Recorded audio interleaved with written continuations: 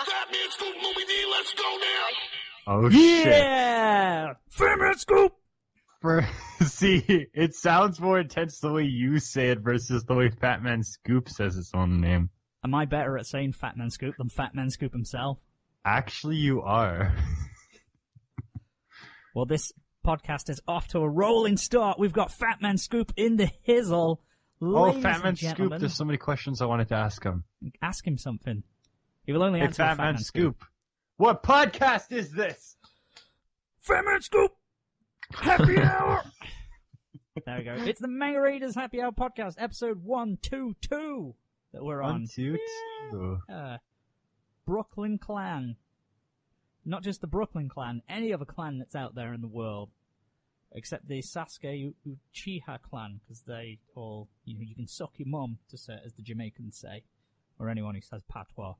Hey everybody! Guess what my name is? Is it Balls? Balls. It's almost Balls. It's Sheriff Big Balls. I'm here. My name is Simon, better known as Vacant. I am one of your hosts today, saying hello, good evening, good morning, good wherever you may be. It's episode 122 of the Manga Raiders Happy Hour, and to my virtual left, as always, is the Fatman Scoop's #1 fan. It's Manimal. Hey, it's Skinny Boy, It's Skinny Boy Ladle. That took me too long to think of. Skinny Boy Ladle over there. And finally, rounding out the cast as well, because there's only 3 of us, unfortunately, it is a man he's very indifferent, shown himself to be a take-it-or-leave-it kind of Fatman Scoop. Fair-weather fan is the word. His name's Coryn. Hi, I'm Coryn. I'm drinking gin and tonic this week because I'm on a diet. It's cold gin time again. Gin time. It's winter. Turns out gin and tonics made at home taste exactly like the ones made in a bar. Hey, it's not winter. It's ginter. Anyway, no, what's I'm going not going on to let the you have week, that one. Yeah, Before we neither get am into I. the weeks, I want to do something because I'm going to forget if I don't do it right now. If these words don't escape my lips right this second, I'm going to forget, and I need to do this. So, guys, we did our own year-end awards, the Drunkies, hugely successful and not controversial at all. Crunchyroll have had the It was crazy neither idea one of those. to imitate us, fucking bitches and bastards up there, and they're doing their own anime awards, the Crunchyroll Anime Awards. Outrage! It's almost like they do it every year. Almost like that. I think they stole the idea from us, calling them the Crunchies instead of the Drunkies. They're not doing that, although they totally should. No, I just made that up. They should. But, yeah, they've done the anime awards for 2018. I have the nominee list here, and I wanted to just go through it, but I want to play a game right before we do everything. I thought we'd flip the script. Game? Yeah, because it's 2018. Flip the script. We're going to go straight into a challenge before we go into anything else. Is 2018 the year of predictions? 2018 is the year of predictions. I predict that something will happen in 2018. Really? No, here's how it's going to work. There's only 3 of us, so it's going to be pretty easy. We're going to fly through the nominees and the categories. And this is what we're going to do. We are going to place our... Pardon me. Oh, almost had the hat trick. Pig. Sorry. Beer makes me gassy. I've got Budweiser. It's a very gassy beer. I can't help it. But what we're going to do is take it in turns to give our prediction, and we're going to have a little pool at this, and whoever wins, check this out, whoever wins will get to pick the theme for some of the episodes of March. Because we have the 3rd year anniversary and the spring season preview in March, so you can't touch them. But the other few episodes that are there, they're up to you. You are in the commanding You're just being seat. lazy, and you can want us to think of no. ideas because you can. Since when was it my job to come up with ideas anyway? This is a collaborative project. Okay. It's supposed to be co-hosts. That's what they say. That's what we say. That's what I say. I might as well just take credit for everything. No, I do say. All this empire that we built up on the happy hour. Truly. But, Truly an empire. No, it's going to be fun. It'll be a fun little thing. You can give your predictions. Lego Josh, if you're at home, you can place your votes in as well, and whoever wins gets to they'll get to decide what the 2 or 3 episodes of that month are themed around. It could be anything. You can choose whatever you want. Nothing is off limits. How exciting does that sound? Do you want us to read all of Citrus and then do a show about it? We'll do it. Do you want us to write fan fiction about Sonic the Hedgehog and Hillary Clinton? We'll do it. Doesn't matter. I will not do that last one. I'm drawing the line. This makes me want you to I'd do rather it all I'd the rather more. put H.W. Bush in my fan fiction. What, as in Bush and Clinton or Sonic and Bush? Sonic and Bush, obviously. Sonic and Bush is the catchier title. I'd more likely pick that up in a bookstore, if I'm honest. It's shit. I couldn't think of a clever title fast enough. Green Hill Zone, Read My Lips. I don't know, whatever. Fair enough. Green Hill Zone 9/11. Something like that. That's other Bush, That's buddy. other Bush. Sorry, I don't know my bushes too well. Get them bushes away from me. I don't know. So let's do this. Let's crack on with these, because we're wasting time. The stakes are high. So guys, best opening, first and foremost.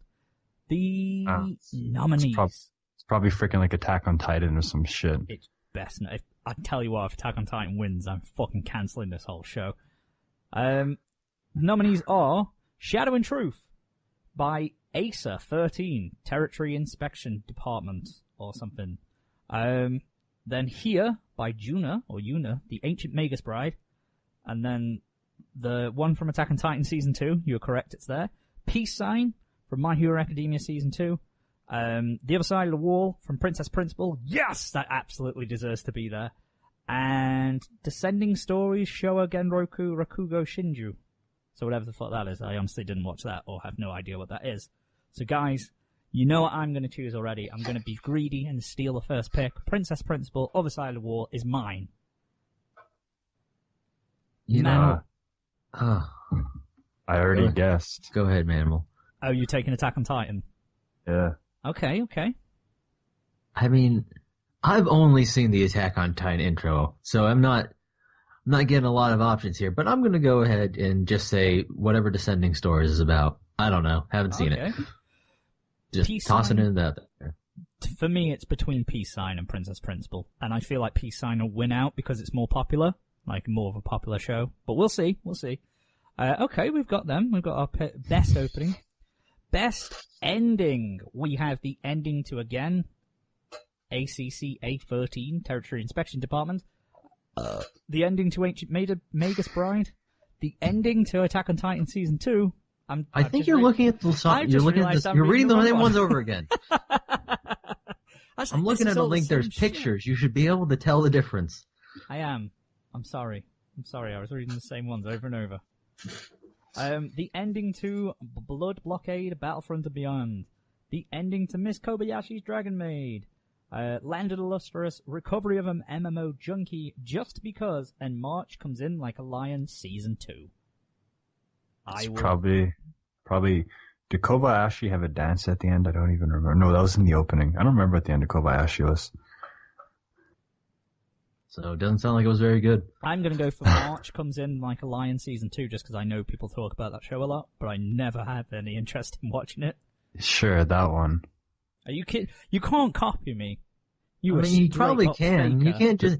You can't just go first on every one of them and then say There's you can't finite choices here. I'm joking. No, are you going for that one as well? Sure. Yeah. What are you going for, Coryn? Who are you taking? I'm going to go with They're All Wrong, and the best ending was To Kronos Rulers, fuck them. It didn't get nominated. But honestly, Maid Dragon, I guess. I don't know. Again, haven't seen the ending of any of these shows. No, we're kind of just stepping in the dark. I mean, spoiler warning, I went through all these nominations, and I've barely seen any of these fucking shows. And they're like the same ones keep coming up over and over again, too. Crunchyroll Awards are just going to be the most popular ones. Exactly, it's Crunchyroll. Yeah, but come on. Best film, do we need to say your name? It's obviously going to be your name. If it's anything else, that would be ridiculous. It's going to be your name. Yeah. Girls and Panzer might take it. It is absolutely going to be your name. That's a free one, to be honest. No shit. Like, again, anything like this is obviously going to be a popular vote, and most people are gonna have seen your name. Best CGI. Please, Handshakers. Don't Please, tell me to put Handshakers be on Handshakers. here. Best CGI. Wait, they actually didn't put Handshakers. It's not on there. God damn it! I thought it might have snuck on the list because They it's had a little on bit of Crunchyroll. sense when they made this list. Fuck. So you got Land of the Remarkable. Lustrous, Kado the Right Answer, Recreators, Attack on Titan Season 2, Knights of Magic, and Inuyashiki. I have That's gonna be seen Attack on Titan. half of this list. Yeah, even though... If it's Attack gonna... on Titan is on the list, it's gonna be Attack on Titan. Like, I think that's No, just a safe prediction. We're specifically looking at best CGI here, and I think Recreators has a shot because it had some damn fine CGI in it. I'm not voting on what's the best. I'm just saying it's Crunchyroll. So. Inuyashiki had some okay CGI. It was a lot of CGI work, but there were some janky ass looking shots, so that won't go. I'm gonna be cynical and say Attack on Titan as well because I can totally see It's the Crunchyroll Awards. Most Yeah. of these people have only seen Attack on Titan, Sword Art, and freaking Hunter x Hunter or something.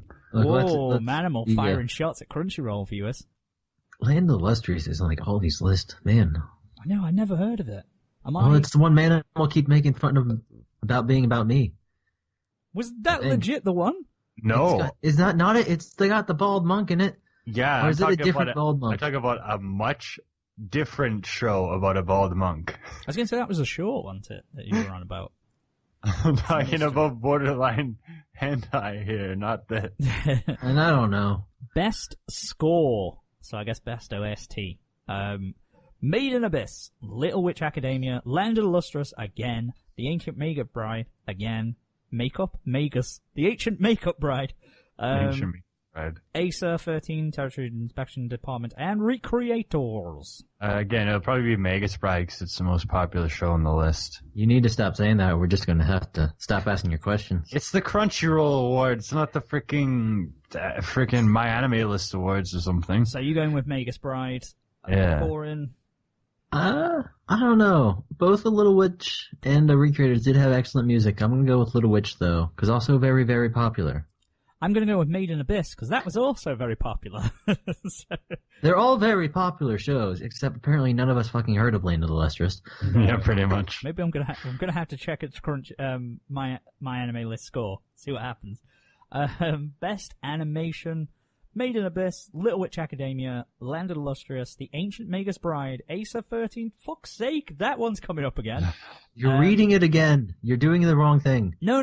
This is definitely Best animation. Yeah, that's what I'm It's reading. Made in Abyss, Little Witch. It's not Ace. You're reading the top list again. No, I'm reading the bottom. Read the bottom.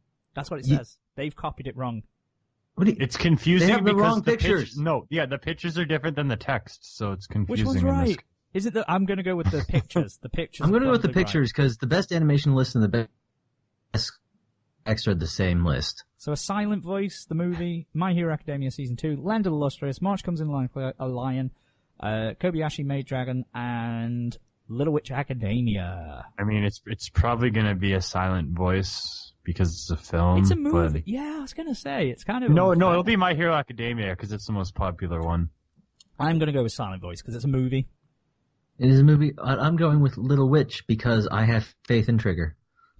I mean, I do too, but My Hero Academia is like one of it's the most popular, popular but series. it was fine, but it isn't praised for its visuals per se. I mean, it was serviceable, but it's not like a masterpiece. Yeah, but we're talking about people voting who have only seen that one show on the list, though.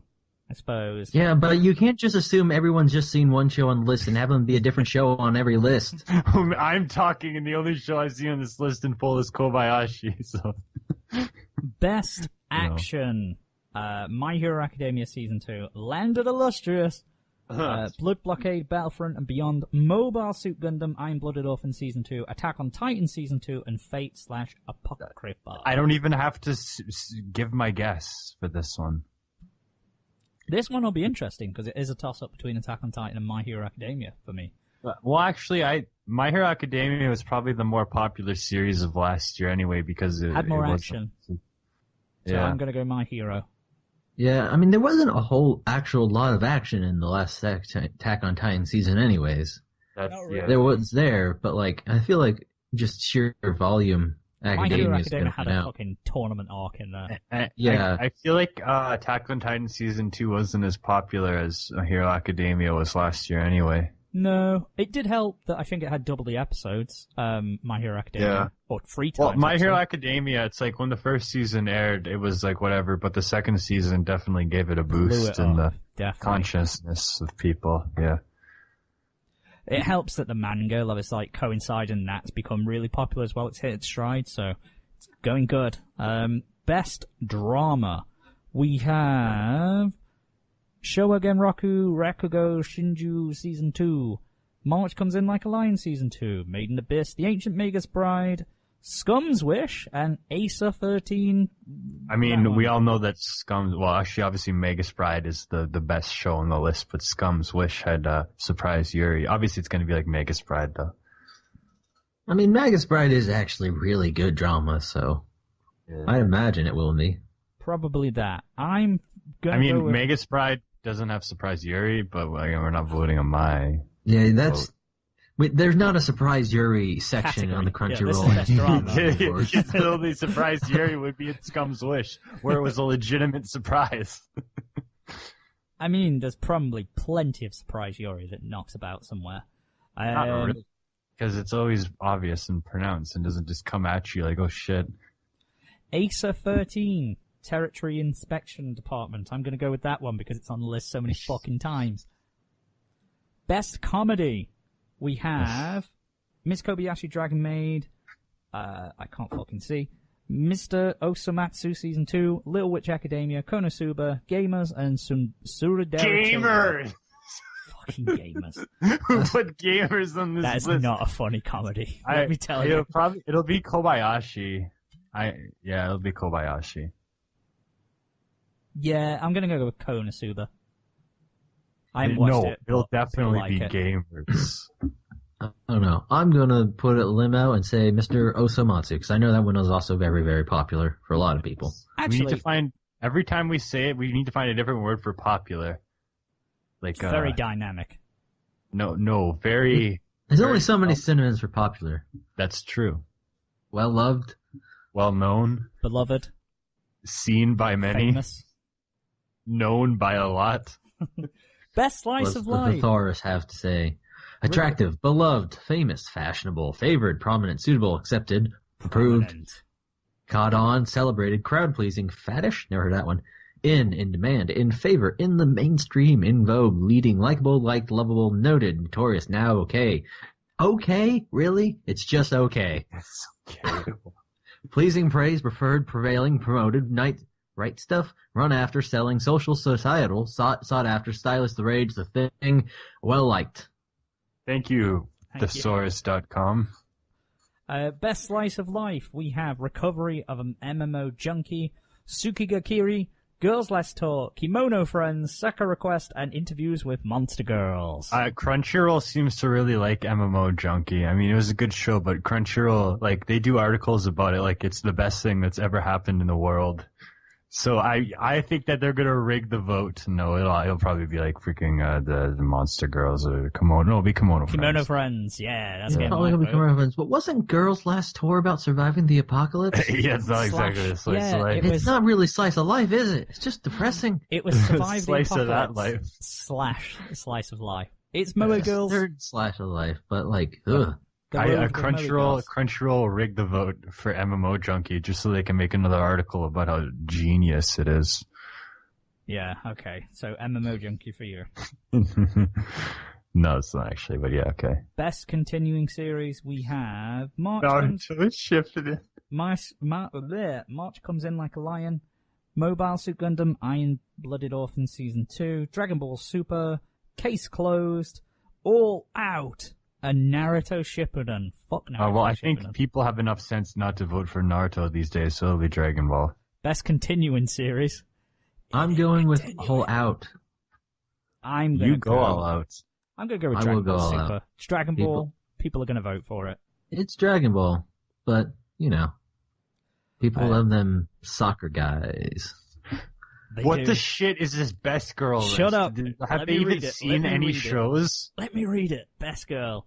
We have Atsuko Kagari, Ochaku Ako. Uraraka, Moriko Morioka, Serval, Suyu Asui, and Chisei Hattori.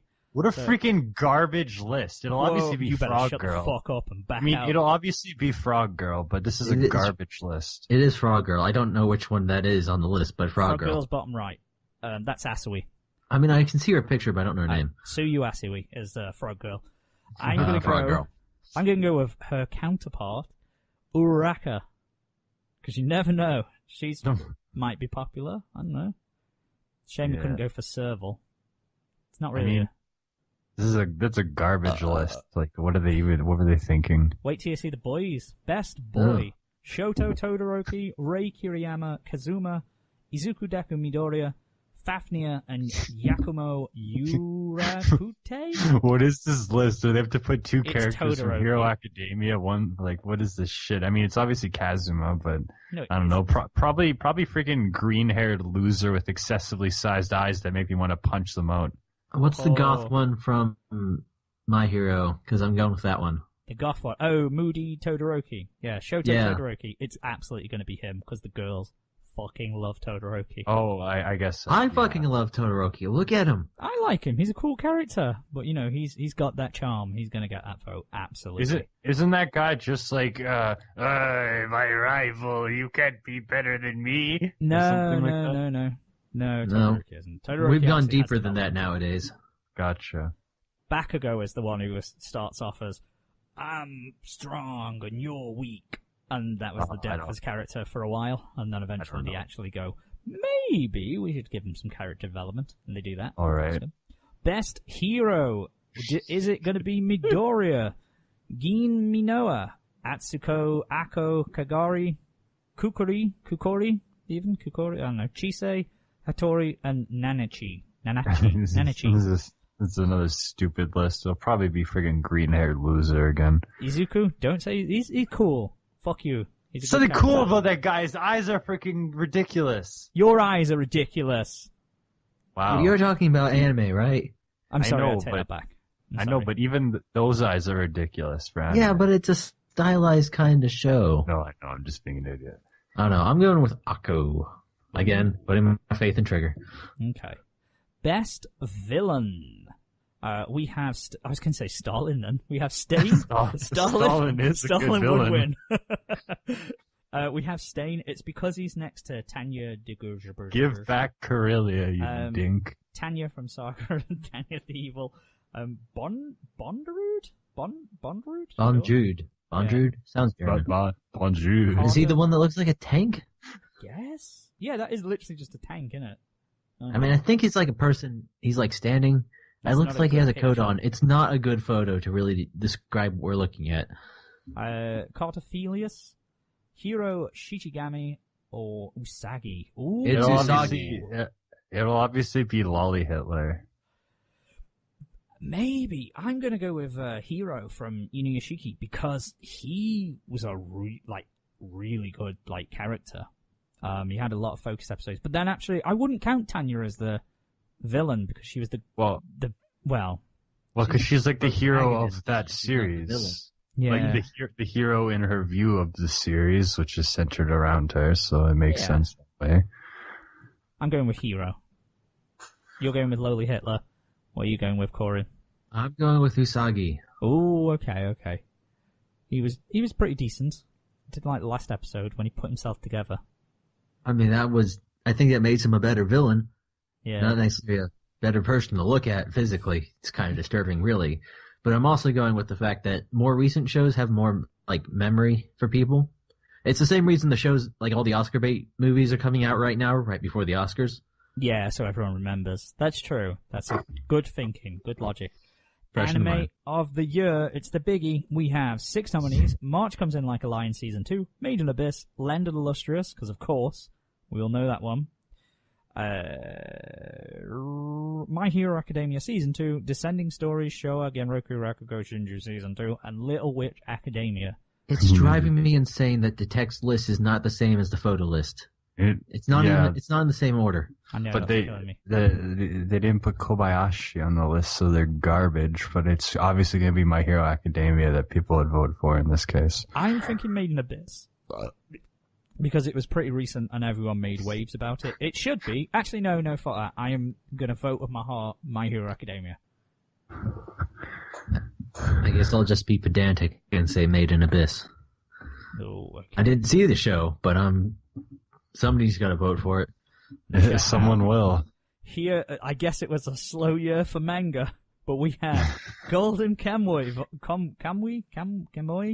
1, My Lesbian Experience with Loneliness, My Brother's Husband, Volume 1, In This Corner of the World, Descending Stories, Show Again, blah, blah, blah, blah, blah, blah, and Delicious in Dungeon. I don't give a shit. I couldn't care less. Why isn't the any freaking of Fat these. Elf one on this list? It might as well be. I'm gonna go with the vote of I don't really care, but probably In This Corner of the World because it had a movie that people know. I'm just going to go with the only one that I've actually ever heard of, and that's Delicious in Dungeon, because Nair was talking about it. Sure. I'm voting for My Brother's Husband, because I know a little bit about that one, and it's kind of like neat. How is Your Brother's Husband? I haven't read it, but Lexa and Laura from the Manga Podcast have talked about it. Oh, okay. And it sounds, actually like it has some substance to it, so Okay. I'm going there. Okay, fair enough. That is it then. That's us done. Let's get out of these Crunchyroll Awards. And I'm happy that we talked about this first before anything else. It's exhausting, isn't it? Oh. Shake off those jitters, no? Because, Manimal, how was your week? Wow, what a transition. My week was alright. I did some things. I got PS4. Only a couple years behind, but that's how I roll. Basically, I was just going out looking for now all the stores are phasing out the slim one in favor of the Pro. But, I'm not going to play that. I'm not going to get it. It's too expensive, and no, it's not going to work on my TV anyway. So I got the only slim one I could find, which was the Final Fantasy 15 one. So I guess I have to, beat this game now if I have the system of it. Yes, you do. I mean, it's an obligation, because it's it has a moon decal on the console and the numerals on the controller and stuff like that. So far, my PS4 experience is a lot of loading screens, a lot of updates. Nothing like you just want to play Battlefield 1, but then you gotta wait 7 hours for an update. It's good times. Yeah, there's a lot of updates frequently and Yes. patches and stuff. I played probably 2 hours of Final Fantasy 15. Usually I don't these kind of games, I don't really have the patience for them because it's a lot of these are obviously games that they want you to play for a long time. They're games that are not meant to be beaten in a night. Oh yeah, you really have to go up a couple days into 15 at the very least, even if you're doing those mad speedrun strats. I mean, I guess that's okay because what I played of it was all right. What's with this driving around for 5 minutes? Oh, I love that. I really do. No, Nair I always think yelled that's- at me for it though. I think that's kind of interesting because at least the world looks nice. I mean, it takes forever to load, but you realize you're on a different console when the elements in the background aren't loading as you approach them. Oh yeah. No, I really like the driving mechanic in that game, even because you can take control and that gives you a little more agency. But It's interesting. I mean, it's not as it's pretty much on rails, but it is. But It does open up. for me, after it a was bit. very much about getting into the vibe of, we're on a road trip with my bros and we're just going around seeing the place. that's what's kind of cool. You're just chilling with your bros, fighting shit and doing all this stuff. So maybe it'll be fun. I don't know. There's other games. Now I'm okay, there's all these games that I can actually play. And whenever you guys talk about stuff, I can actually care a little bit because now I'll be I have a thing. Hey guys, I have a thing. Hey guys, Yeah, I have one too now. I don't know if we've ever successfully played together because of the time differences, but We one of played these together. days. I don't. Yeah. But yeah, that's the thing. I didn't watch anything this week really because I've been working on songs for my next album. Just going hard on that pretty much. I actually watched some movies for a difference, which is unusual. There's one of the Netflix originals, The Polka King, which is it's one of those real life stories that's stranger than fiction kind of thing where a Pole goes to America and makes polka music but also runs a Ponzi scheme. It's an okay movie. Like, Jack Black is really great in this movie. Like, I mean, that shouldn't be a surprise. Does he play the Polka King? Yeah, and he plays a pole really well. You know, like, you really, like, you feel like you're watching an authentic character instead of Jack Black in this movie. Man, I'm like I have to become a Polish expert from eating at their restaurant. I am an expert of all Polish culture, only because of the restaurant. But, yeah, it clearly means I know every single aspect about them, definitely. But, no, it was alright. And then I watched the, one of Adam Sandler's serious movies, Rain Over Me, which was a really good film, actually. I thought Adam Sandler was really great in that movie. And, I don't know, it was a good movie. And I was like, okay, I watch movies. I don't normally do that. But I did it. Fair enough. But then I have nothing exciting to say. That's A-okay. Coryn, what did you get up to? I was expecting that this week to be at the end of that, but there was not. Oh, sorry, I dropped the ball. I don't know. I don't know. I was kind of sick all week, or maybe just kind of cold. It got really fucking cold again until like Friday, and it warmed up. But I don't know. It's just an off kind of week for me. Yesterday though, I did finally get around to playing the campaign of Star Wars Battlefront II, which was actually really fucking good. Like, I'm not gonna lie, it wasn't very long. It was probably like 8 hours with the DLC that actually finished the storyline. But that's including the DLC. Yeah, that's including the DLC. It's not long, but it's very well done what there is, right? Yeah. Because the entire game, from including the DLC, takes place from right before the Battle of Endor, like days maybe before the Battle of Endor, to during the events of The Force Awakens. That's like 30 years, isn't it? It's quite a long time. Well, the DLC takes place during the Force Awakens time period, and the main game, basically, I guess the main game really takes place between Endor and the Battle of Jakku, and then there's like the epilogue sort of mission takes place right before the Force Awakens does. Oh. Does the main character die? Do they all die after? I mean, do we want to get into spoiler territory? I don't give a shit. I ain't gonna play it. Manimal? I don't give a shit. Okay, so basically this is how it goes.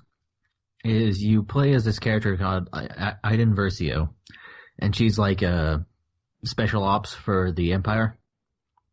Yeah. And at the beginning you're just mowing down rebels. And then after Endor, the Empire pulls out one of the doomsday weapons it had in its back pocket in true EU fashion.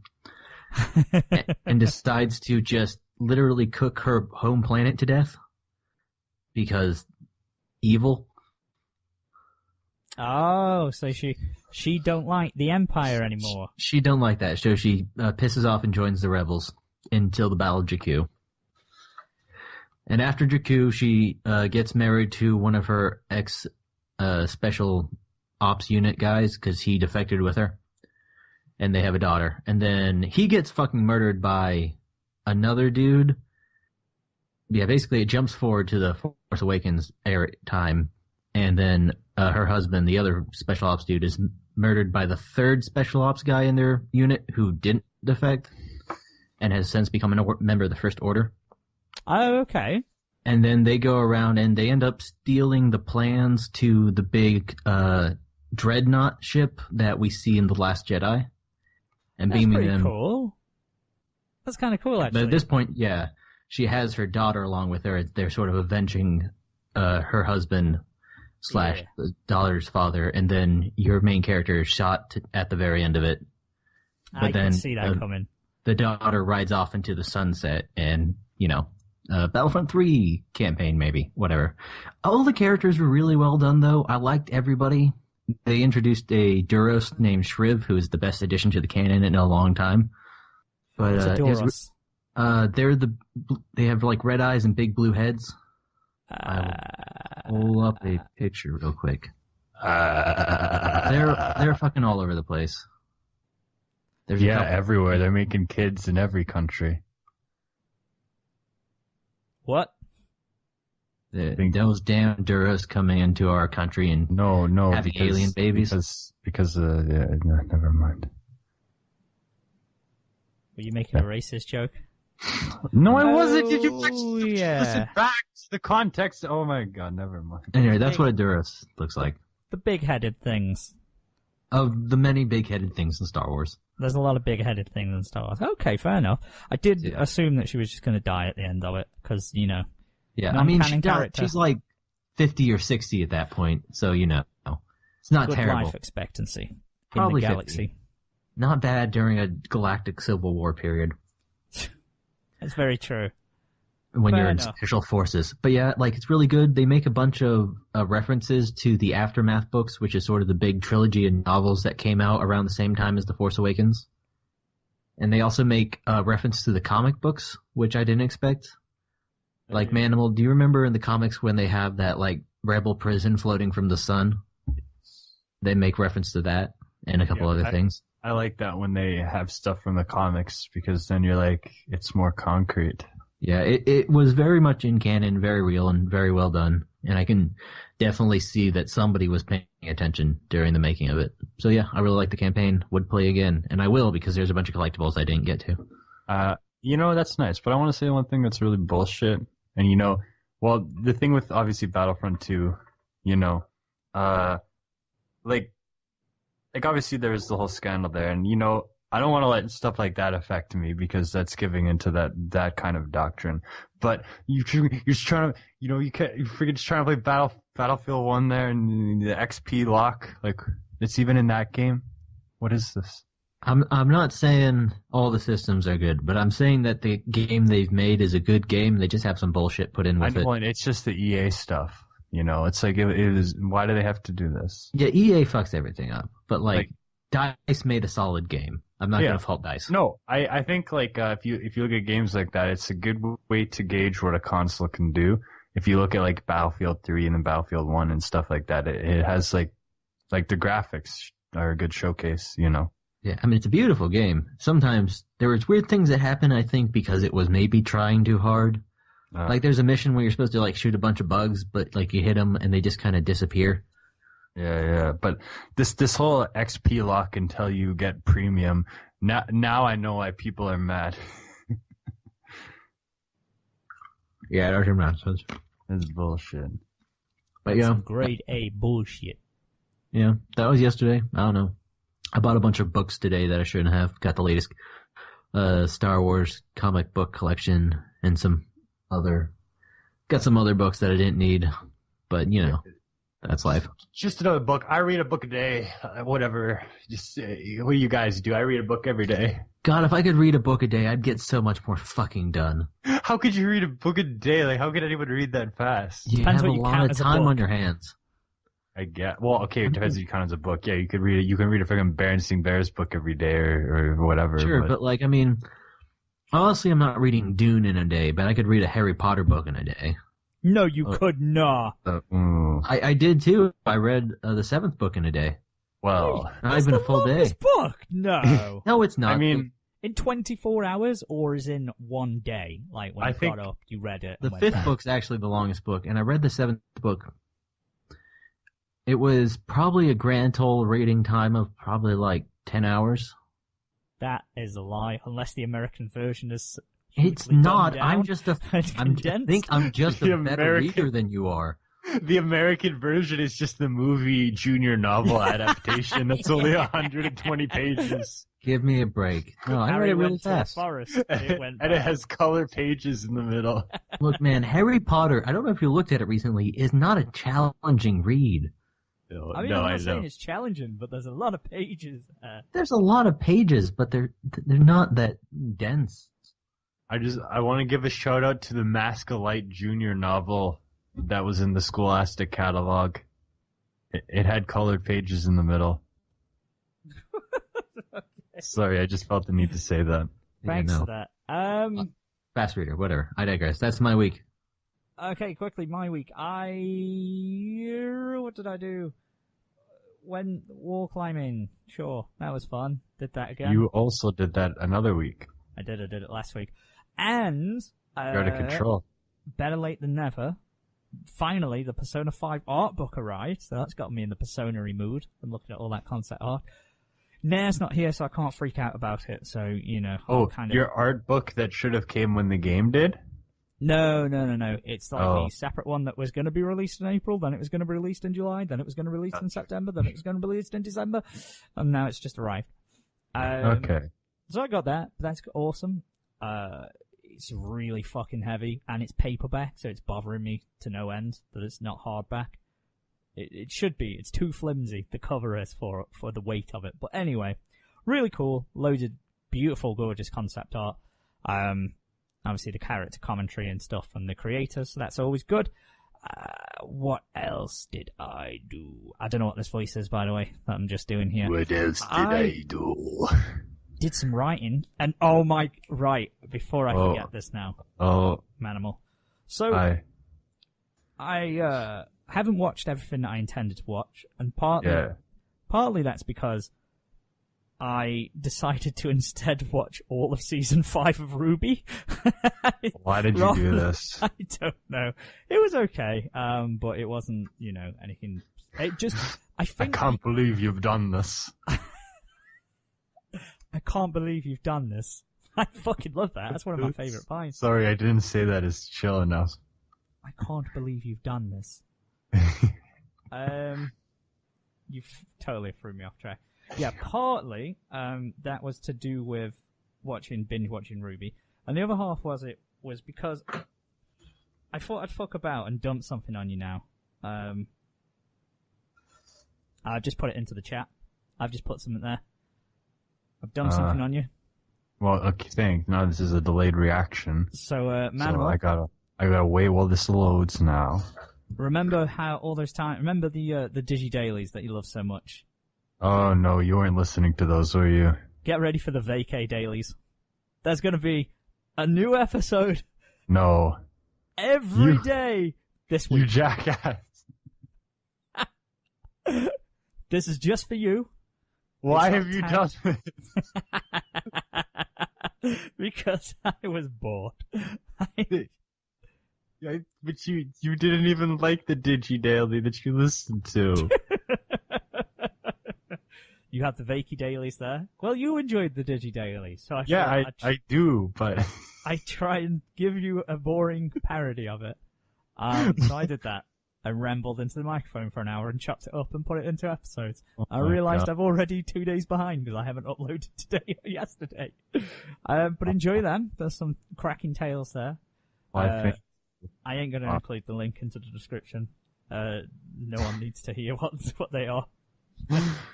Personal ramblings are vacant. So hey, you have a follower from Submit Your Track at ramenrecords.com. Oh yeah, we're making it, boy. I just block all those people anytime they follow me on SoundCloud. How'd you block them? You go to your notifications and there's a button that just says block. Ah, okay. That's probably easier. To be honest, I don't know how many followers we have. I don't keep track of that shit on SoundCloud. It's a good way so you can gauge how many actual followers you have versus all those fake ones. Yeah, follow us at Ramen Records. But yeah, there you go. There's the Vacay. Why have you done this?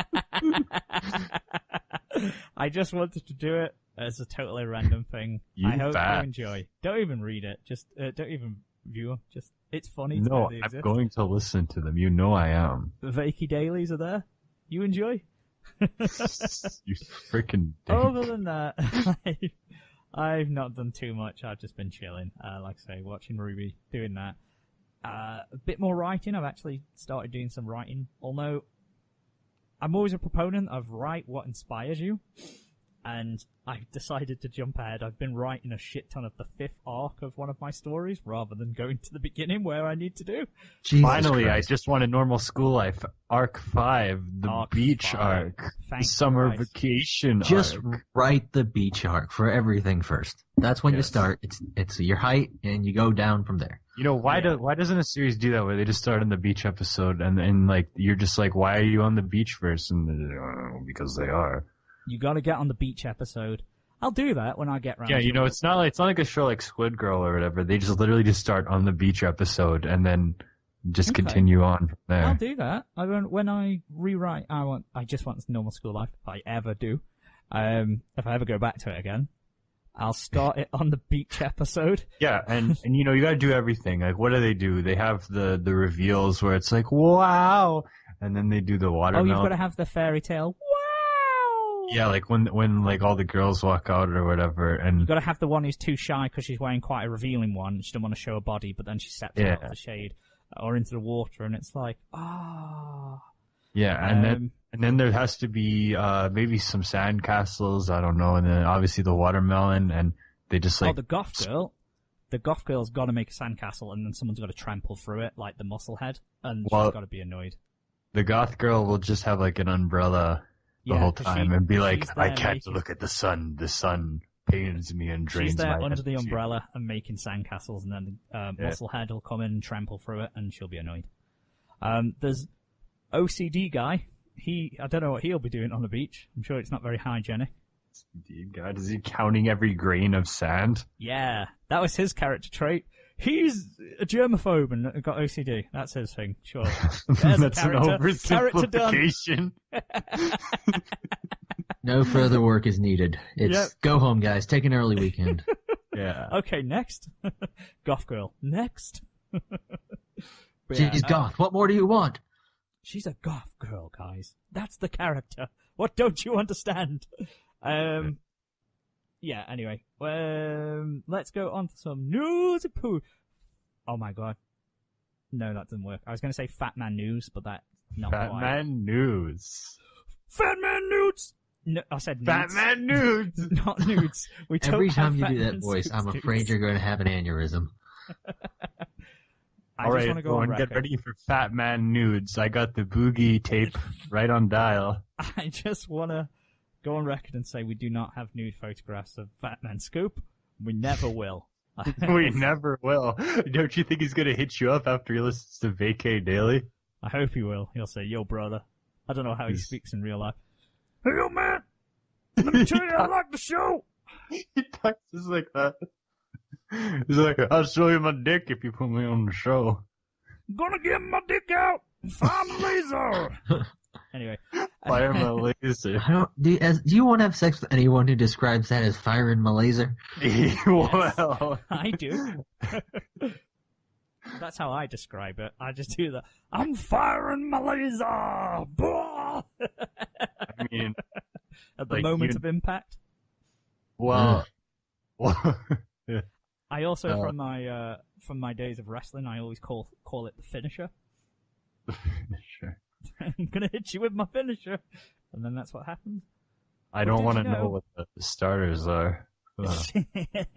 Well, speaking of news, we should go into the one that's all great, because we mentioned consoles earlier, but have you guys seen the latest innovation from Nintendo?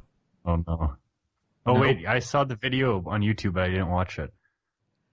Are you guys seriously don't know about Nintendo Labo or Labo? Yeah. No, I saw the video, but I didn't click on it. And I have other shit to pay attention to. Okay, get this. So you guys genuinely don't know what it is? Oh. I'm Googling it right now. Okay, let me explain it for you. Nintendo Labo is a new add-on kit for the Nintendo Switch made of cardboard. You get to cut out certain things to use as accessories and props made of cardboard. You want to make a fishing rod made of cardboard to play a fishing game? You go for it. I mean, to be honest with you, I'd rather do this than spend $50 on every themed accessory Nintendo wants to throw my direction. It's... I mean, it's novel. If you have a cat or a dog, then this shit isn't gonna, it is not gonna last at all. And I don't think kids are gonna have the patience to make these because the fucking piano looks intricate as shit. So you have templates. Maybe. I'm trying to think of all the complicated Lego sets I put together as a kid, though. Oh. Yeah, this is cardboard, and they snap together. Cardboard's more finicky. Yeah. I mean, you don't need to, cut it, but not really, if you knew it right. But I digress. On the basis of things, this is actually a really neat idea that no one else would have ever thought of. No one else would have ever thought of. I mean, look at it this way. What is Nintendo going to lose? It's cardboard. Yeah. They can't really... They're probably not going to lose money on it. It probably takes half a cent to make single labo. And they will make money off it, because guess how much the variety pack costs? I can't wait. £60. So What do you get in the variety pack? you get I've got it here, you get enough things to make a fishing rod, a remote control car, a dollhouse, a motorbike, and a piano. If you pay £10 more, you can get the robot kit. That's separate. That doesn't come with the others. That is just the robot kit on its own. I want a robot kit. Now, the robot kit is absolutely the best part of it. Like, that looks sick, the robot. Oh yeah, I'm looking at a picture of it. That looks amazing. Like, the robot kit is the best part. Because from what I gather, you have, like, sort of, what's the word? It's not string, but like sort of, yeah, like rope and a sort of something you attach to your feet and your arms, you know, that sort of stretches. And it's kind of cool. That looks pretty damn awesome when you punch. God, I would have fucking loved this as a kid. I mean, I was a slightly nerdier kid, sure, but I would have thought this would have been great. I mean, everyone would want. I'd love this now if I had a Nintendo Switch, but £70 for something. Yeah, I can just imagine you just walking around in your living room with your cardboard Megatron costume on. I mean, I once tried to build a Gundam out of like styrofoam packaging for like, you know, whatever. Well, now, like, you know how you like buy a toaster and it comes in a box and there's like styrofoam inserts around it? Well, we all saw Nair's legendary cosplay. Yeah, he took it a little bit farther than I ever did. But I remember getting like one of those big standing freezers as a kid, and I grabbed the big cardboard out of it and was using it as a Gundam shield. Right on. Now you don't have to imagine, because you can play that as in cardboard. Yeah, I think it's a novel idea. Don't use your imagination anymore. Build from our preset cardboard loadouts. Loadouts, that's the wrong word. I mean, I think the idea is that they're all supposed to hold Switch controllers, right? Well, obviously. Essentially, yeah. Like, the console goes into certain bits, and apparently it uses AR technology or some shit. But, like, if you think about it, you could get a steering wheel for, what, £20, let's say? Or you could get a fishing rod or whatever. Oh, absolutely. And DIY I think it will add up, you know. So, yeah. I mean, if you're going to get a lot of Nintendo Switch stuff, it's probably a cheap bargain. Because it's made of cardboard. I mean, I'm just worried about how sturdy these things would be after a while, especially if it's kids that are playing with it. But we'll see. I mean, once they're out and everyone's had a play around with them and shit, we'll find out. On to different news. We're going to mix it up a little bit. We're going to go on to Dragonball Super. The anime is officially going on hiatus in March, so there's a few episodes left, and then it's going on an indefinite hiatus. Mm-hmm. So it's not the end, but it's the end for now. Makes me wonder if, since they've been pumping them out pretty goddamn consistently, if they just need some time to build up a reserve. Yeah. I'm happy with this, to be honest. It gives me a chance to catch up over the next year or two. And, yeah, that'll be fine. A little time to catch up, and maybe they'll switch over to, like, seasonal releases. Possibly. I'm getting to the point where they've got, what, like 150 episodes now? Something like that? Yeah, like, yeah, it's getting up to 150.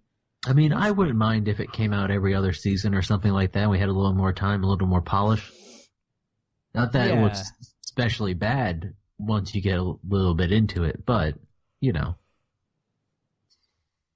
Yeah, pumping out things weekly. I mean, we all see that sort of dip of weekly anime shows and shonen shows, and they do suffer because of it. So, yeah, I would take 24 episodes every 6 months or something like that.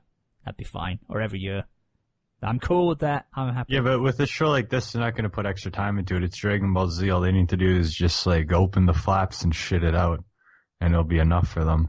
I mean, let's be a little optimistic. Jesus.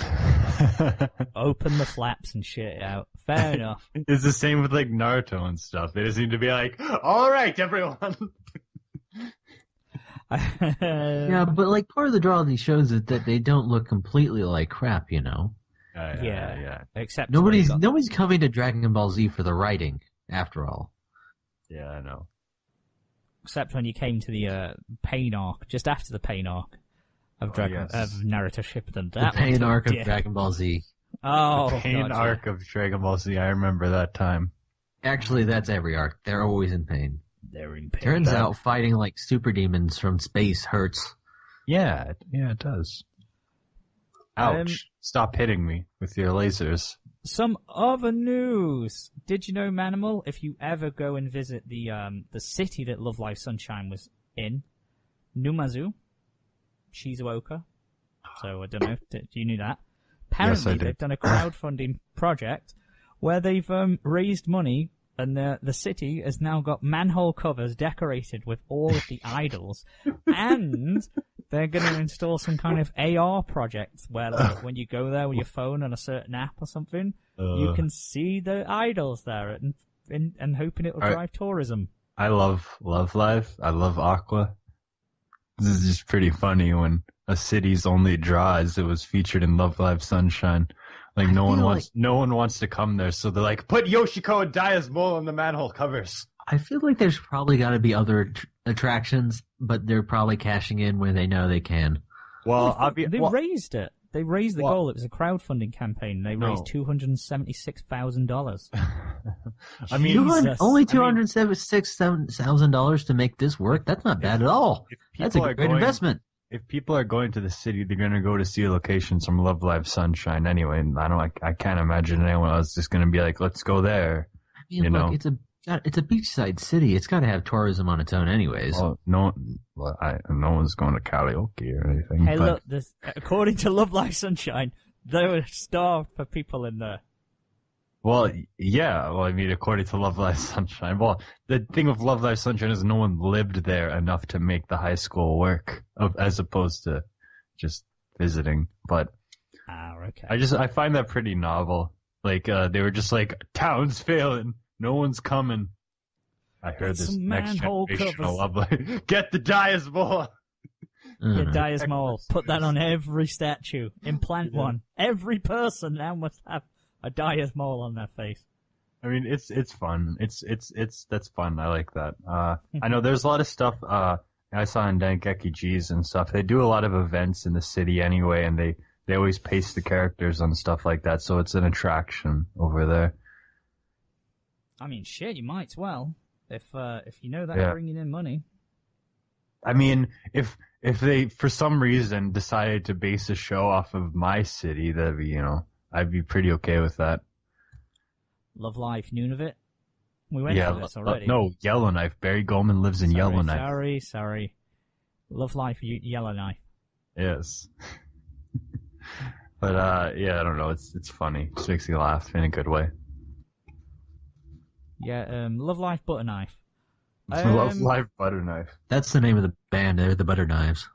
Hey, guys, we're the Butterknives. Butterknives would be like, they'd probably be like one of those like post-punk groups that are like, they don't want to be like too intense and meathead about it. So they're buttery. They have like a buttery inside. No, that'd be pop punk actually. Never mind. What if they throw out like hot buttery biscuits at every show? What if they throw out butter knives at every show? Oh, that's dangerous. That's. I mean, it's just they are butter knives, but like, come on. That could poke an eye out. You could do some damage with a butter knife. Hot buttery biscuits. Not allowed them in England for a band with knives. Can't be trusted.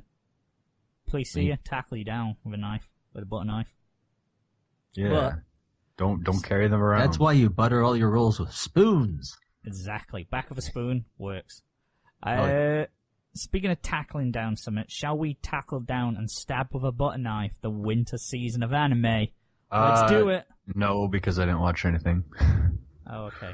Oh, I guess no. Cancel, guys. We're not talking about this. Wait. I actually watched the only one here. Week. Coryn, watch stuff. Coryn, tell us what you watched. I watched a whole shit ton of stuff. Let me bring up my anime list so I can actually remember all the fucking shows. See, since Coryn is a week behind, me and Vacant can actually talk about this stuff. Yeah. And I was going to ask you guys if we wanted to just continue being a week behind like we did with Or what? You could get Crunchyroll. I could, or I could not. It's $4.99 a month. Yeah, but I'm spending $4.99 a month on a bunch of stuff, man. I will PayPal you $4.99 a month for you to do it. I I might will have buy to. you a 12-month pre membership. I will give you a guest pass, but it only works for 48 hours, and it's a bit shit. Oh, that sucks. Yeah, it's a bit shit. Like, can you give out infinite guest passes? You get Well, you sure get a lot. you get multiple ones, and they expire like every 3 months. I think you get a monthly one, and then they I expire. would assume that guest passes can only go to certain account, like they can't go to the same account. Yeah. Which, can't I keep it mean, fun. nothing's stopping you from just making multiple accounts. But if that's your grand scheme to get Crunchyroll, it's pretty pointless. I mean, I was going to ask if I could just have your password. That might be the easiest way to do it. That probably would just work, actually. That It might does just work if I just that- put your password in, and then we won't have to worry about this nonsense anymore. That 100% does work. We'll talk later. Yeah. We absolutely aren't trying to, do this, Crunchyroll. If you want to sponsor us, do so. We've been always polite to you. We love Crunchyroll. We don't hate all of the staff there. We don't think Ignore that... the first 20 minutes of the episode. They don't exist for you. No. Yeah, ignore if you want to sponsor us, how about you get frickin' more shows? Why don't you fucking... You guys Dub make me. Onarigaru. You guys make me watch all like. Okay, there was one show I watched actually that was one. It was episode 1 of something. What was it called again? When the rain falls. When the Yeah, I know which one you're on about. yeah, that was good. I liked it a lot. It was a nice show. I really like the kind of like awkward leads. Like we have this girl and she's like shy and stuff, but then she likes her 40-year-old single dad manager. Okay, was which, it creepy or was it okay? Was it Well, played straight? No, it's not creepy because it's the girl that likes this guy, and you know why. She admires his like positive traits and everything that no one else sees but her. But Good. so it's not it's creepy if it's like the other way around. Yeah, But- this was because we previewed it, didn't we? And we said it could be promising. Was it? Okay, it's called After the Rain. After the Rain. That's it. Yeah, and I liked it. It looked nice. I really like the lead, and my voice just went weird for a second. What's I up don't with know, the bitch's neck now? Why Yeah, would they it have be long? really big necks in this series. Like really, really big necks. But I like that. It was fun. Okay, that's good. But 'cause it's that not was in Crunchyroll. That was the thing we were concerned about with it. We didn't want it to be, Freaking creepy. If it's played straight, it's cool. Freaking Crunchyroll makes me have to plug my laptop in and type in Go Anime just so I can watch this. Do you think that I'm going to be Crunchyroll. some peasant who watches on my laptop alone? No. See, As this is opposed why to the people who watch on the laptop together? Like, what do you get at? No, I mean like on my TV. Oh, okay. I'll say it. I'm with you. Learning to cast from my phone to my television has been wonderful for watching shows. But at any rate, what did I watch? So I watched the latest episode of Garo Vanishing Line, which is somehow turned into Trigun on me.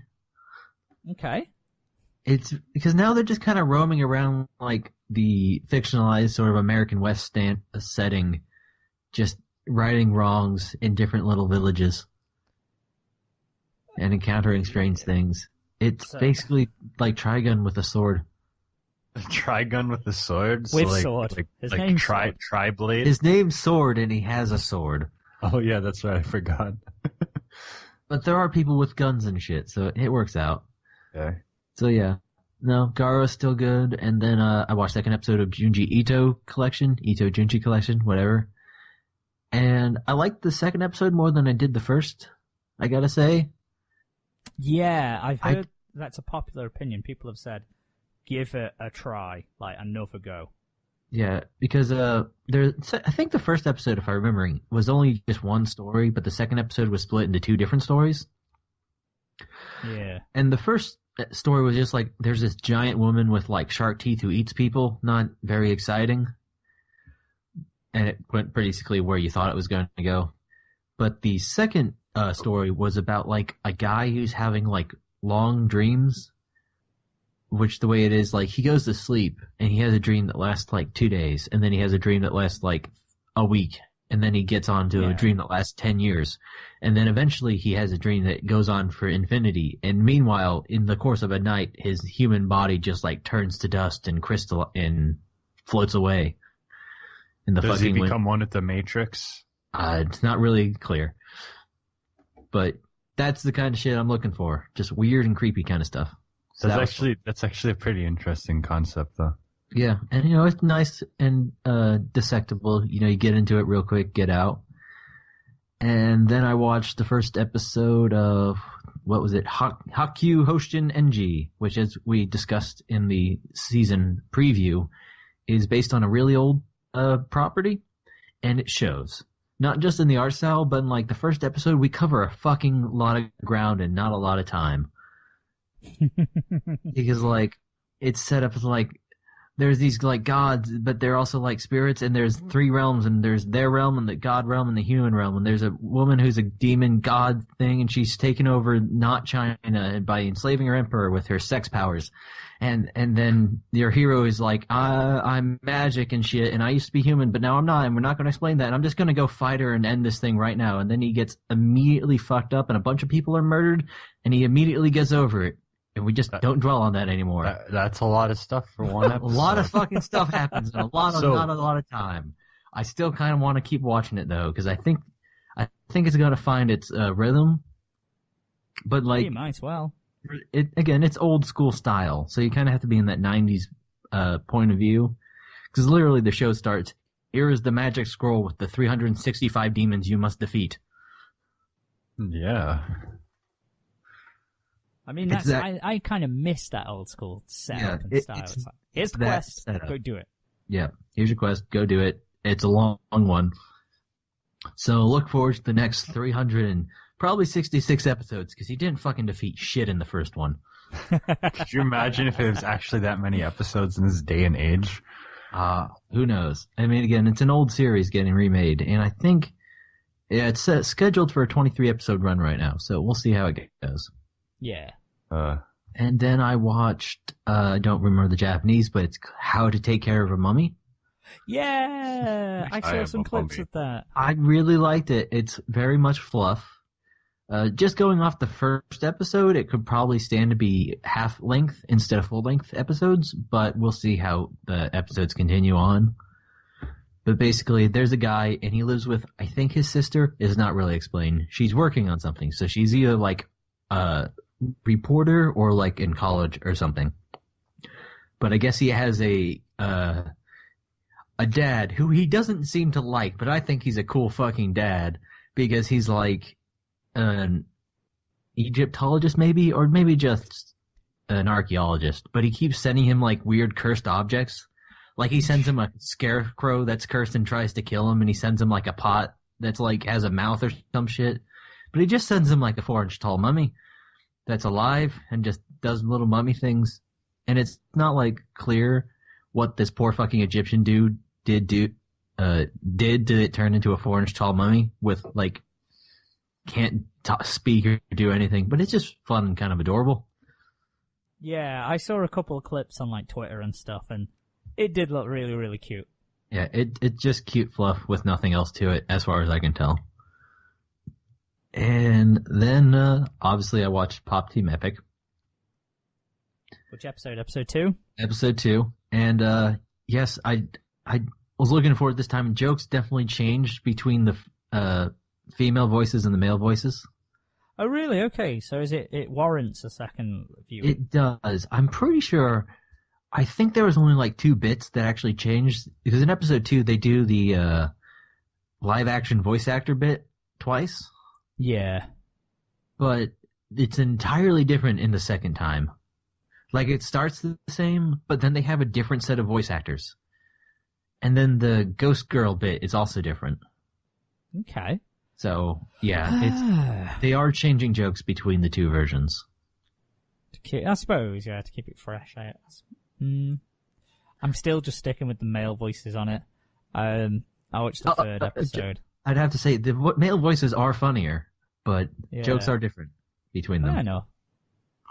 Yeah, I watched the 3rd one. I think they changed the voices on the 3rd one. It seemed different male voices. I'd have to go back and look, but I felt like they sounded a little bit different. It's still fun. It's still Pop Team It's Epic. hard to tell, because the 2 male voices have a lot of range. Yeah. Because, like, sometimes they're, like, male voices pretending to be female voices, but sometimes they're just doing themselves. Yeah, this episode they did not do female voices. They trying to sound feminine. It was just full on shonen battle anime voice style. Yeah. That kind of thing. It's fun. I like it a lot. And then I think the only other one I watched is Darling the Franxx. I didn't get around to Beatlist because it's not on Crunchyroll. And I had to do other shit instead of continuing to watch anime. But yeah, I watched the first episode of Darling and the Franxx, and I liked it. I mean, it was good robot action. It was a little bit weird how the giant robot also has an anime girl face. But yeah, that was really... I expected nothing less of Trigger than a mecha with tits. But yeah. So I liked what I saw so far. It seems interesting. And again, I have faith in Trigger. I have faith in Trigger, but not in A1, so that's where my skepticism lies in this series, as I said last time.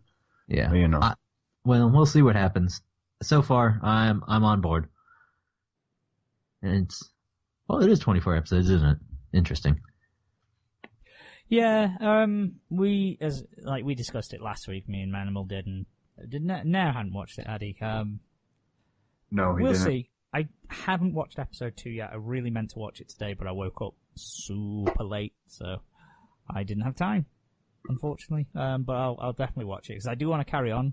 I'm hoping it's going to be a worthwhile series. I would have watched it, but BarryGoldman.bandcamp.com was making new hits, such as Yoshiko's Last Stand, Neo Venetia, Silver Mines, Late 2000s Planet, and Ghosts of Kaministakwa, soon available on BarryGoldman.bandcamp.com in his 12th album. Also, maybe featuring Lego on Black Sea Fleet. Keep an eye out. If Lego can find his microphone. Yeah. Although it was a little perturbing about the piloting, I think, in the robots themselves.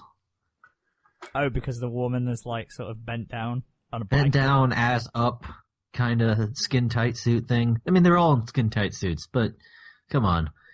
Yeah. It's a little awkward. Makes me wonder about this pairing process.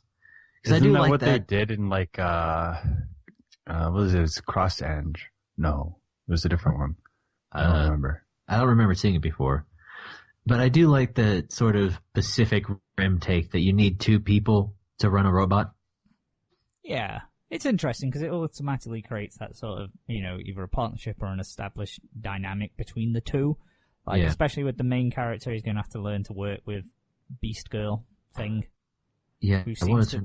02? Beast Girl thing. Yeah, she drains. Yeah, 02. She drains people's energy when they fight. I mean, it seems like she's getting to beat the hell up too, just from the first episode. So it's like an intensive process where you're it's sort of in that Evangelion sense where you're also, I think, being linked with the machine to a heavy degree. So, because they kept always talking about a linkage process and stuff like that. Yeah, it's like a three-way thing between the machine and the two people. Yeah, it's like they went Pacific Rim / Evangelion. They just went, put them together. I mean, Trigger already played the Evangelion card in Kill la Kill, where they did the exact same thing there, so I hope they don't do it again. Did they really play the Evangelion thing? They took something exactly from Evangelion in one of the pivotal moments in Kill la Kill. Which was that? Shit. It was one of the big fight scenes where did the suit go crazy or something, or did Ryoku go crazy? I don't remember. They did something that was exactly like Evangelion. Oh yeah, I mean, I think there's a couple of moments where the suits kind of went over, took over. Yes, it was something that was just like it. I'm not gonna. Yeah. I mean, there's a moment in the first episode where she's in a beast mode sort of thing and not actually in the transformed robot state. She was that was cool. I liked 02 maximize. Okay. Point is, I liked how they did the Power Rangers thing. Oh, with the colors? When they went from she went from Beast to Megazord. Oh yeah, when it's everything's rotating and popping out and shit. That was pretty good. And I like the design of the robot too. You're not going to see a whole lot of it in episode 1, but it's the neat kind of thing, and it's not that fully. It's a little part Evangelion and a little bit Gundamish because it is organic looking to a degree, but it also has giant fucking shoulder blades and stuff. Yeah. it was cool. It was interesting. Like, I do absolutely need to watch the next episode. Yeah, I feel like I'm going to definitely follow in with Darling in the Franxx. I don't know. I feel like I should drop something because there's so many goddamn episodes of stuff I'm watching. But I don't know of any I really want to. You can always drop all of them. I could, but that's not going to make for very entertaining content, is it? Well, you know.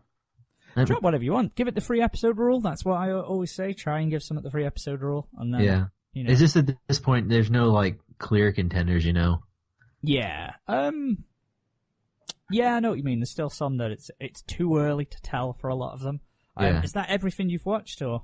Yeah, that's pretty much everything. I didn't watch any more Super, and I didn't get into Beatless yet, but I probably will next time I watch Super stuff, because they're both going to be from the same website, because it's not on Crunchyroll. Fair enough. Well, I'll start off with the heavy hitter, and that is Killing Bites. I watched the first episode of that. Oh, good. It's also going to be the first show that I drop. It was generic, ecchi fighting nothingness, I guess. Like, yeah, but that's what you knew it was going to be, though. Yeah, exactly. I know. I'm not the audience for it. I'm not interested in it. So basically, it started a little different. It's quite... I can see why it had a seinen tag, because it is a bit more bloody and brutal. So it starts off with a girl gets kidnapped, who's the main character, lo and behold. She gets kidnapped and put in a van by a bunch of dudes who are going to rape her. And the guy who's driving's like, oh, I didn't know you were going to do this. Oh, this is bad. And he decides to slam the brakes on because he decides he's going to stop and he's going to help her. But it turns out she's the main character and she can transform into a honey badger / human, like, you know, so she gains claws. She kills them all, takes him, tells him to drive, and he takes her to some junkyard arena, and then she has a big fight with a half lion, half man thing. And he's been kept alive to bet on her so she can get her killing bites. So it's going to be like, they have to fight and they get money for it and so on and so forth. He's her sole investor, so she has to keep him around and keep him alive. It's dumb. He's just like a really generic, timid, you know, male co-lead. Usually goes in these sort of harem shows. Yeah, I remember all these series where the guys accidentally engage in illegal activities. Yeah, and it's like, oh, I'm sorry. I'm sorry about that. Sorry about being the getaway driver. Yeah, like, if you should have a pretty good understanding that the people you're with are probably going to try and rape the girl you're kidnapping off the street. Yeah. How do you reach that point? I don't know, because I kept reminding myself of when he was like, oh, and then she mentions it and goes, because she was in a school uniform as well, and she mentions it to him and goes, oh, you were a pervert. They're kind of making out as if, like, you know, he's done an accidental boob grab, which there's several of in the episode, but they're making out as if that's it, and it's like, oh, you pervert, Bacca, and all that stuff. And it's like, no, that was a little more serious than that. An accidental kidnap accomplice. Yeah. It's like a little more, so it's a bit more than that. Yeah, a little bit. I mean, the show very much reminds me of, just looking at, like, the PVs and stuff, of Sekirei. There's these special magical girls, and they're fighting. Yeah. And they're, tied to a specific guy for reasons. Yeah, it's whatever. Except it was really funny, the ending of it was literally he goes out to the store to just get some food or something, and a girl comes up in a trench coat, like she's got like a Mac. And I thought, if she looks like a flasher, she's gonna flash him, isn't she? She goes, hey, I've got something for you to look at. And then obviously opens her coat to flash her tits and goes, get a good look. So he goes, okay, and looks, but out of nowhere, the actual shot itself makes it look like a huge spike comes out of her nipple and pierces his leg. It's not, it's from her forearm, but how the shot is done at first, I was like, please tell me that they give her, like, nipple guns. The kaiju nipple drills. I was gonna say, like, Austin Powers, where just the nipple, like, flops down like a little door, and it's just little bullets. Cannons. I thought that's what they were gonna do, but it wasn't. It was something from a forearm, and then, obviously, Hero Girl shows up and goes, hey, he's mine, fight me. And then it ended, so... Not going to carry on. It doesn't interest me. It's not my thing. The fighting animation was quite good, actually. I will say that about it. It had quite decent animation, so... I'll say it looks decently animated just from the PVs and whatnot, but the concept doesn't sink in very well, does it? I also like the wide hips. Yeah, she was just generic, ecchi, big boob girl. Pretty much it. Who cares about boobs when there's wide hips? Well, she has both, so there you go. Get you a girl who can do both. Exactly. They exist, Manimal. It's not one or the other. Oh, just wondering. Usually it is kind of hard to find just the one. Nah, there's loads. Yeah, there's loads. It's fine. Turns out everyone's kind of in the middle somewhere. Moving on, speaking of kind of in the middle of somewhere, Citrus. Episode 3, I watched it. You didn't, did you, Manimal? No, but I know what happens. What did they do in this episode? Okay, so episode 3 was,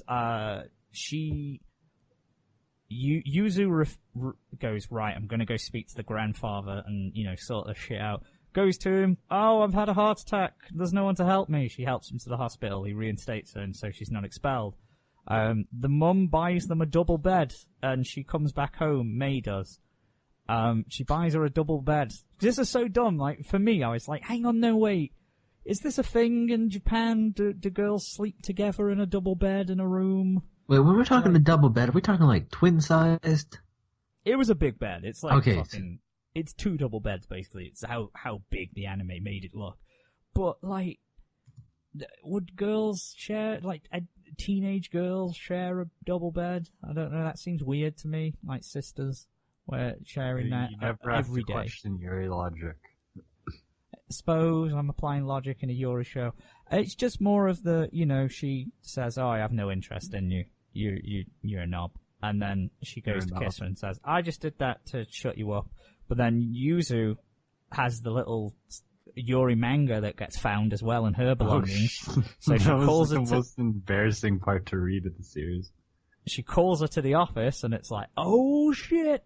And then she doesn't really do anything. But then Yuzu goes up and goes, look, if you're going to try and rape me, I'm going to try and force you down and rape you. So she reverses the rape on her. She fights back. It's a rape. They're up in the attempted sister rape. I remember that part.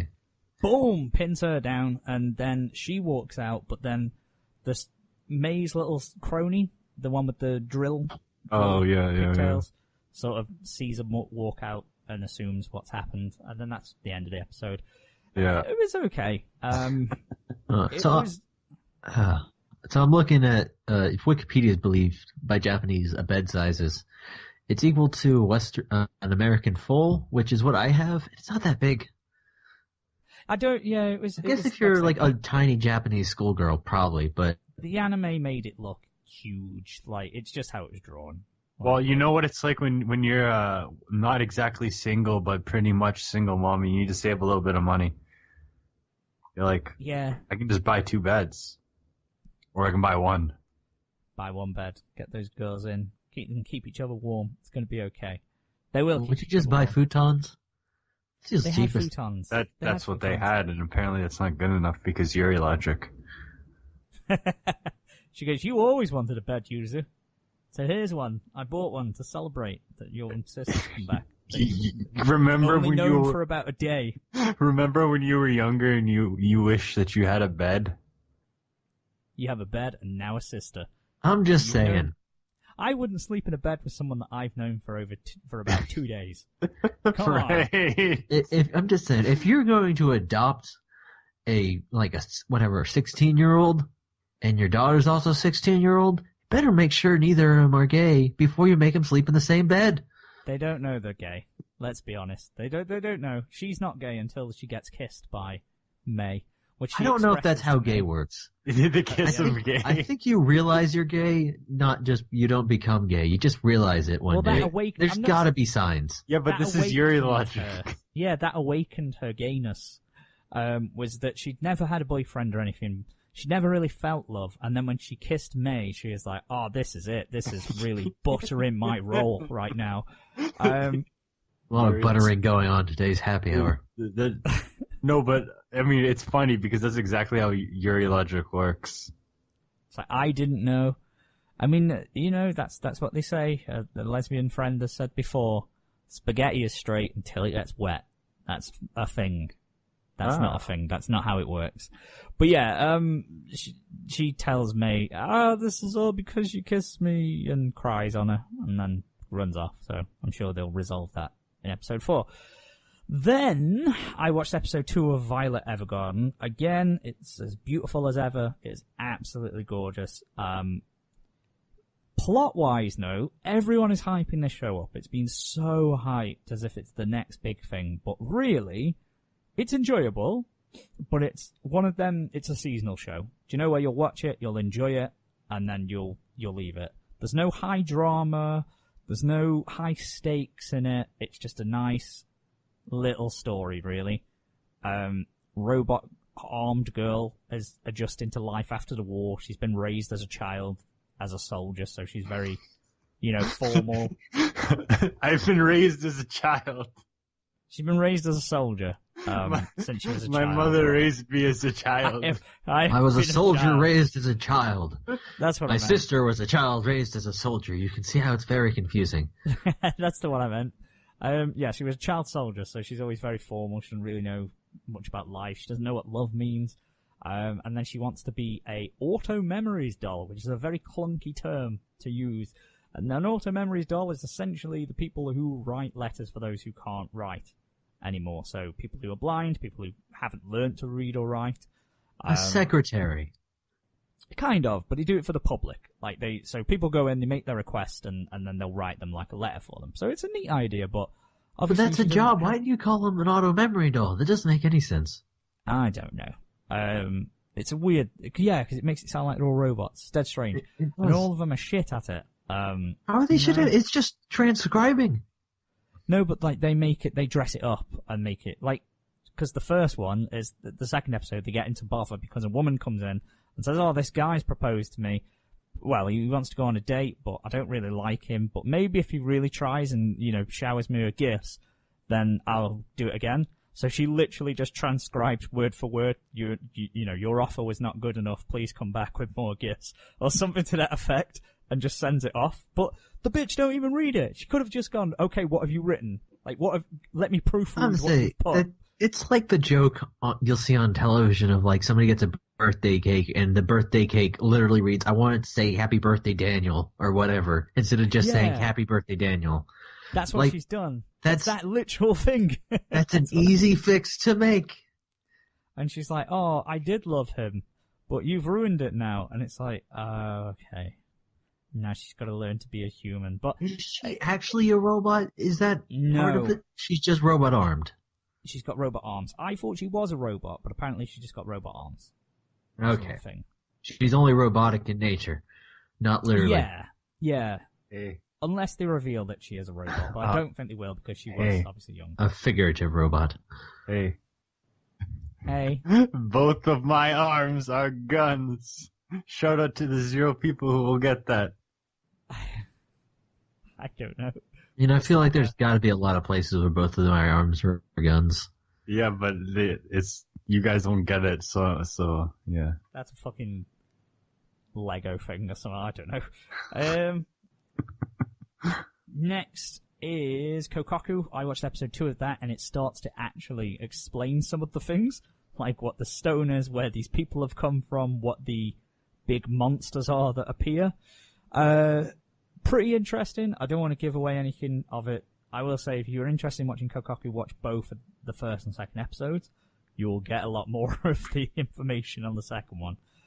Still fun. I'm really interested in it. Although, a couple of nitpicks with it. So, it's a static world. It's called the stasis, or the static world. No one's moving at all, are they? There's no movement. Everyone is stationary. If you try to attack someone who is stationary and is frozen, you will get attacked by a giant monster, basically. So that's off limits. You can't attack anyone who's frozen.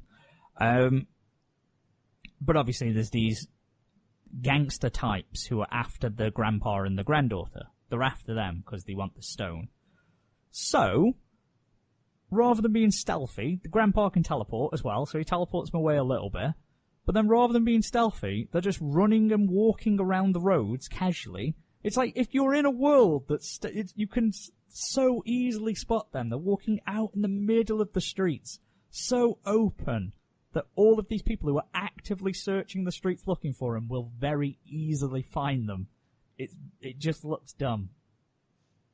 But then the ending's a bit weird, because, like, it sort of ends on a cliffhanger where the girl's being choked to death, and it looks like she dies. But I don't think she does. Obviously, she'll pull some secret power out. You just know she will, but, you know. Anyway, Kokkoku's good. Spoken about Violet Evergarden. That's it for me. Citrus, Pop Team Epic as well. There it is. Yeah, no, I didn't manage to catch up with Hakata Tonkatsu Ramen. That was also something I wanted to watch. Didn't watch Gaku and Babysitters. I've just not been in the mood for watching the second episode of that, really. So that's all I've watched. Ruby as well. Oh, yeah, man. Got the last episode coming out at some point in a min. Maybe today or tomorrow. I'm gonna watch that. How about we make a cosplay group? You can be the one in the black outfit. I'll be the one in the yellow outfit. I'll be the one in the white outfit. I'll be Weiss. I like Weiss. She does ice and stuff. She's the coolest one. Fine. She's the best one. Fine, just break my dreams.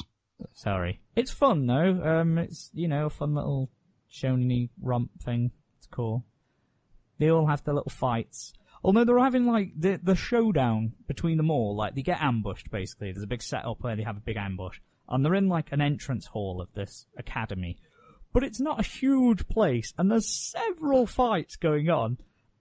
But they somehow don't get in each other's ways, and it's like, you're not in a huge space. And the amount of ones who are just standing around watching the fights, like, until they get pulled into their own battle, it's like, no, if your friend's getting attacked there, you would go over and help them. You wouldn't just go, oh, what do we do? And just wait until someone comes to you. It was silly. But that's it for me. Definitely will catch up on Hakata Tonkatsu Ramen and Violet Evergarden and Kokkoku. I'm still going to keep up with them.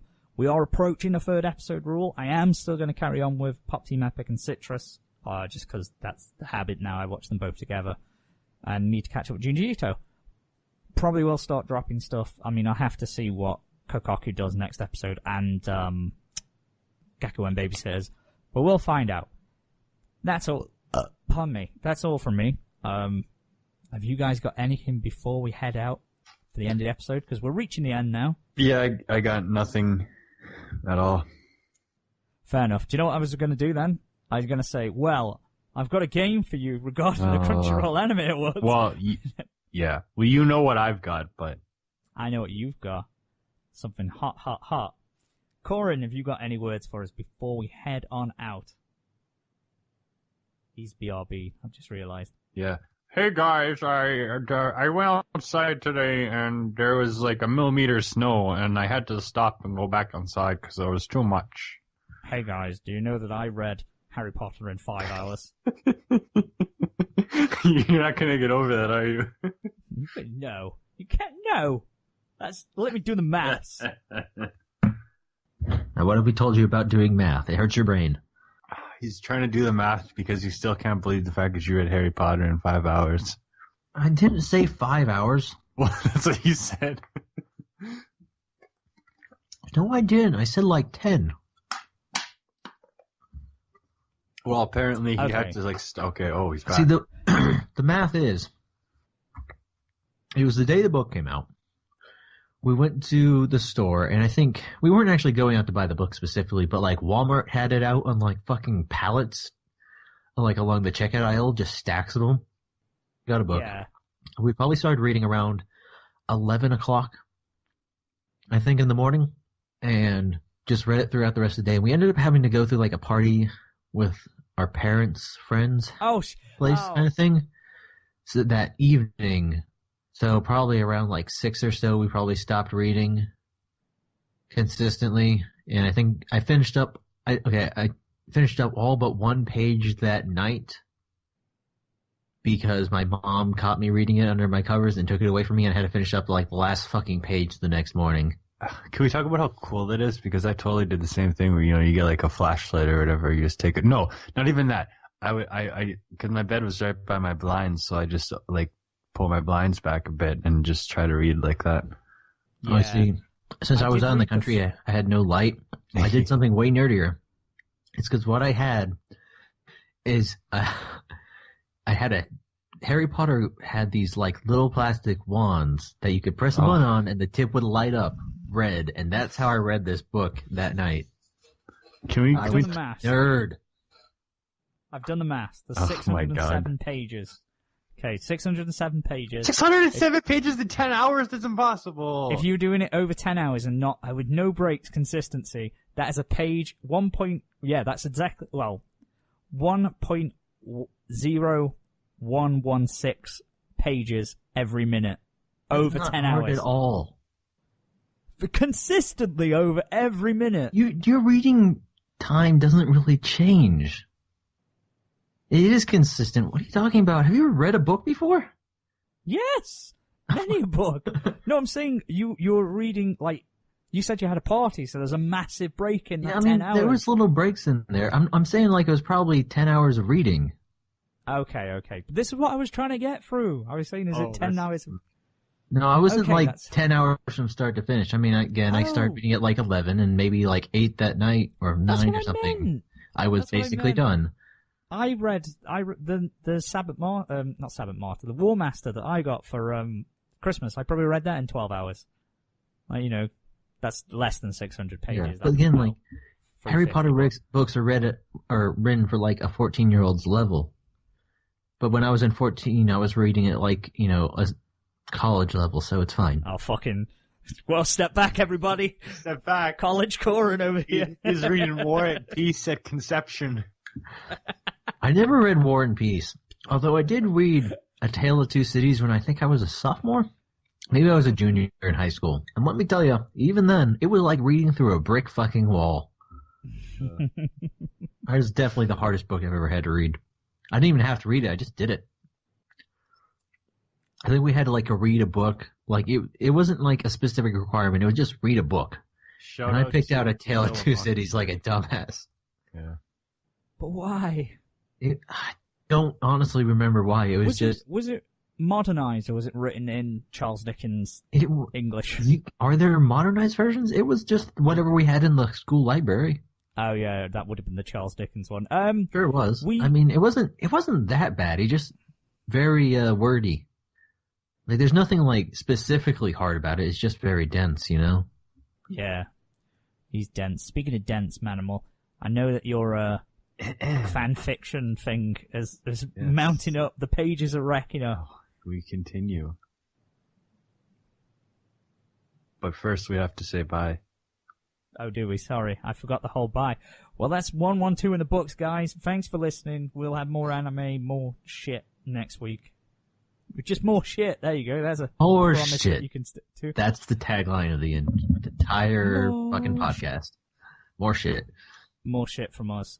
Enjoy, guys. And now we present you with the writing stylings of Barry Goldman. .bandcamp.com. The towers, made by man, stood high on the skyscape. It was a dark night, but not a light was to be seen. Inside the restaurant, where coffee brewed and noodles poured, there was a single little spark of something. The Chuny knew this. She had looked for this spark for a long, long time.